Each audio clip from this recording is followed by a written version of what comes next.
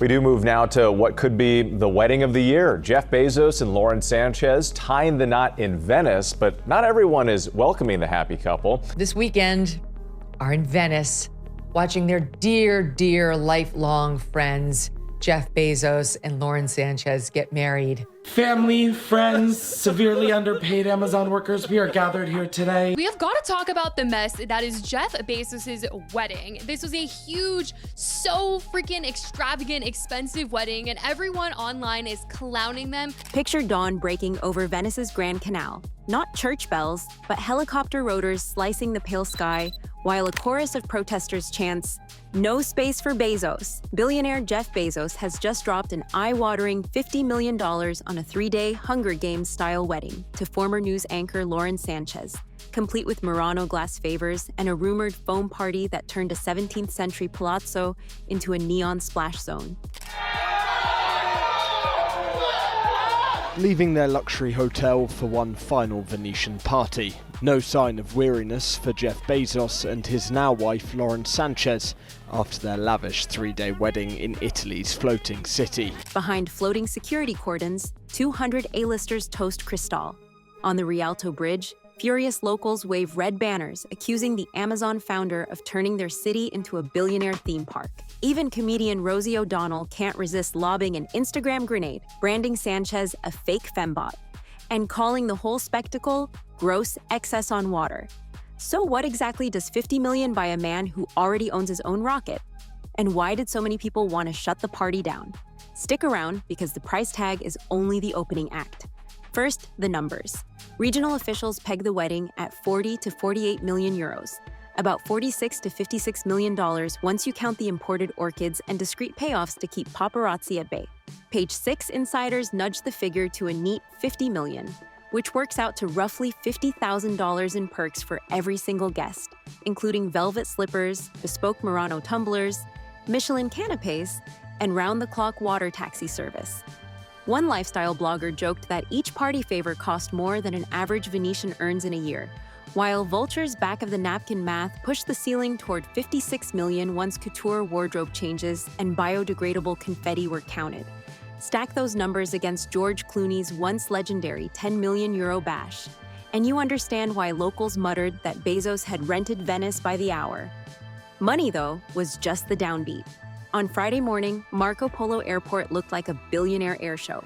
More than 90 private jets, Gulfstreams, Globals, Falcons, sat wingtip to wingtip, forcing overflow arrivals to Treviso and Verona. For a brief window, the lagoon hosted more runways than gondolas, and one aviation columnist quipped that the fleet outnumbered the aircraft that ferried world leaders to the last G7 summit. As engines cooled, a manifest fit for a turbocharged Met Gala disembarked. Oprah Winfrey in linen whites, Leonardo DiCaprio with model girlfriend Vittoria Ceretti, the Kardashian clan filming B-roll for Hulu, Bill Gates brushing shoulders with Queen Rania, Tom Brady trading crypto tips with Carly Kloss, water taxis idled like velvet rope Ubers, whisking each star toward candlelit palazzos or 6-deck super yachts moored just beyond St. Mark's Square. The carbon tab was even steeper than the velvet one. Sustainability analysts calculated that 90-odd jet round trips would dump roughly 1,000 tons of CO2 into the summer sky, 17 times what a typical U.S. wedding emits. Activists plastered posters that read, "Love is in the air, so is jet fuel," while TikTok stitched drone haze clips under the hashtag #HungerGamesWedding, pairing them with Katniss Everdeen scream edits. View counts rocketed past 180,000 overnight, proving that environmental guilt travels faster than any Gulf Stream. Then came the rumor that some celebrities pocketed 6-figure appearance fees to keep the guest list sparkling. Vanity Fair noted how a handful of headline names, Charlize Theron among them, blasted the bash as gross excess, while other usual suspect A-listers quietly stayed home. Anonymous gossip accounts claimed attendance packages, sweet-talked fickle stars. An influencer marketing firm estimated that the earned media value of a single Kardashian Instagram post from Venice could be worth $2 million, making a $100,000 stipend look like pocket change. When the wedding planners released a rare press statement denying anyone was paid, the internet shrugged. If a myth needs an official debunking, the myth usually wins the algorithm. meme pages posted bingo cards of rumored payouts and asked, which celebrity got the Bezos bonus? Making the speculation trend even harder. Into that perfect storm sailed Rosie O'Donnell's Instagram fireball. She snapped a telephoto shot of Bezos' yacht, captioned, "50 million for cosplay royalty, spare me." And that fake fembot bride? Thousands cheered while others scolded her for mean girl bullying. But the damage was done. #FakeFembot and #GrowSuccess trended alongside #Hunger Games wedding within hours. At a charity quanda, Charlize Theron cracked that the bash gives ostentation a bad name.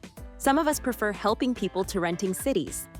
The crowd roared, and the quote went viral, cementing the roast as the conversation's new center of gravity. Some in Venice object to the wedding being held there, seeing it as an exploitation of the city by one of the world's richest men. And the protests are having an effect. Saturday's party was reportedly moved for security reasons. Bezos' camp stayed silent, but silence only let the hashtags echo louder. While social feeds scorched, planners fought a different blaze. Italian police intercepted activist chatter about drone swarms, protest flotillas, and a plan to project "Tax the Billionaires" onto the historic Scuola Grande della Misericordia during the vows. At dawn on June 27th, the couple's team smashed the red button, scrapping the elegant canal-side venue and shifting everything to the Arsenale, a 14th century naval compound ringed by stone ramparts and guarded by 2 narrow bridges that could be raised in seconds. Leaked memos revealed anti-drone jammers, AIS spoofing beacons to scramble boat trackers, and diver teams sweeping the canals on the hour, transforming a UNESCO postcard into a digital fortress. City workers quietly rerouted Vaporetto lines and lifted pedestrian bridges, stranding tourists on the far side of Castello, while VIP water taxis zipped through cordoned channels.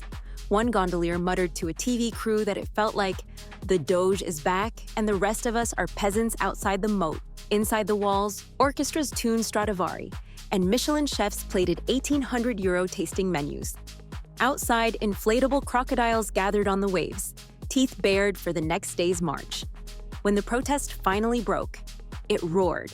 More than 500 Venetians and climate activists packed the fondamenta, waving scarlet banners that screamed, "No space for Bezos," and "If you can rent Venice for your wedding, you can pay more tax." Dozens of green vinyl crocodiles bobbed between gondolas, a tongue-in-cheek symbol of corporate money devouring the lagoon.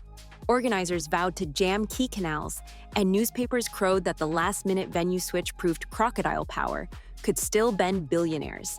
Forbes columnists pointed out that the 90 private jets had already emitted more CO2 than 17 normal weddings combined, making this Venice's loudest anti-over-tourism rally since cruise ships were banned in 2021. Morning shows ran split-screen coverage, bridal veils fluttering beside paddleboard protesters, hoisting "Pay Your Taxes" placards. Amid the uproar, another headline hijacked the narrative. Lady Gaga had allegedly quoted a $6 million fee to serenade the newlyweds, only for Bezos' team to balk. Blogs tacked on Elton John at the same eye-watering figure, painting a bidding war that pushed entertainment costs north of 8 figures. Bezos' reps called the numbers wildly inflated, but TikTok users looped clips of Poker Face over yacht flybys, captioning them "too pricey for Prime." After dropping $50 million on Murano swag and foam party confetti, pinching pennies on a Pop Queen's cameo looked like refusing to fuel the rocket for its last 100 yards. Whether the paycheck rumor was real or meme magic, it underlined a single point. Every choice, every corner cut, or dollar flaunted, played out under the glare of a billion curious eyeballs. Sunset on the final night draped the lagoon in gold. Bezos and Sanchez slipped across the water to San Giorgio Maggiore, exchanging vows beneath a vaulted basilica, while the Arsenale prepped its phone-free after-party. The vacant surprise singer slot reportedly went to Norwegian hitmaker Kygo, who tag-teamed a late-night DJ set with Tom Brady for one surreal hour of synth drops and Super Bowl fist pumps. Outside the ramparts, chants echoed over the canals, while fireworks blossomed like molten glass above the rooftops. The party thundered past 3 a.m., its drone-mapped pyrotechnics visible from the Lido all the way to Murano. Then, almost as if scripted, word leaked that Bezos had donated €1 million each to 3 Venetian research institutes studying sea level rise, $3 million in total. Supporters framed it as noblesse oblige. Critics dubbed it hush money, noting that Amazon's planned northern Italy logistics hub enjoys subsidies worth nearly $200 million. Tourism analysts projected the wedding spotlight could spike visitor revenue by 70% of a normal year, prompting one columnist to ask whether the city had merely traded cruise ship crowds for billionaire pageantry. Either way, the money hit bank accounts faster than protest chants faded, and the debate raged on. Can philanthropy offset optics, or does it only underline the scale of the excess? As the last Gulf Stream disappeared into dawn, two truths glimmered brighter than any Cartier tiara. First, in an era of hyper-connected outrage, money can rent romance, cities, even silence, but it cannot mute a billion spectators tallying the bill in real time. Second, controversy is the new confetti. Sprinkle it wide enough, and even your grandest celebration doubles as a global referendum on wealth and power. Did Jeff Bezos buy admiration, or did he merely expose the widening moat between privilege and everyone else? And when the smoke from those drone map fireworks drifts away, will his million-euro lifeline feel like noblesse oblige, or sink beneath the rising tide of public skepticism? Drop your take in the comments. Hit subscribe if you crave the next billionaire showdown.